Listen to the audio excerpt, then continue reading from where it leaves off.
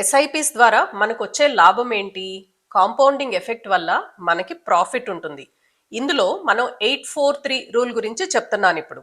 843 అంటే 8 years 4 years 3 years అని. ఇది ఎలా వర్కౌట్ అవుతుందంటే, మీరు ఒక 30,000 రూపీస్ ఎవ్రీ మంత్ ఎస్ఐపి చేస్తున్నారనుకోండి. ఒక ఈక్విటీ ఫండ్లోనో మ్యూచువల్ ఫండ్లోనో మీరు ఎస్ఐపి చేస్తూ ఉంటే అందులో మీకు యావరేజ్ రిటర్న్ 12% వస్తుంది అని మనం ఎస్యూమ్ చేసుకుంటే మీకు మొదటి 50 లక్షలు రావడానికి మీకు 8 సంవత్సరాలు పడుతుంది. అదే ఎస్ఐపిస్ ని మీరు కంటిన్యూ చేసుకుంటూ ఉంటే మీకు రెండో 50 లక్షలు రావడానికి నెక్స్ట్ 4 ఇయర్స్ పడుతుంది. అలానే మరో 50 లాక్స్ రావడానికి మీకు మరొక 3 ఇయర్స్ పడుతుంది. కాంపౌండింగ్ ఇలా వర్కౌట్ అవుతుందండి. ఫస్ట్ 50 లాక్స్ కి 8 ఇయర్స్ పడితే సెకండ్ 50 లాక్స్ కి 4 సంవత్సరాలే పట్టింది.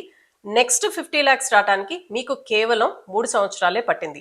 ఈ ఎస్ఐపి 843 రూల్ మీద నేను డీటెయిల్డ్ వీడియో చేశాను. లింక్ డిస్క్రిప్షన్ లో ఇస్తాను. మీరు ఫుల్ వీడియో చూసి అక్కడ మరిన్ని డీటెయిల్స్ తెలుసుకోవచ్చు.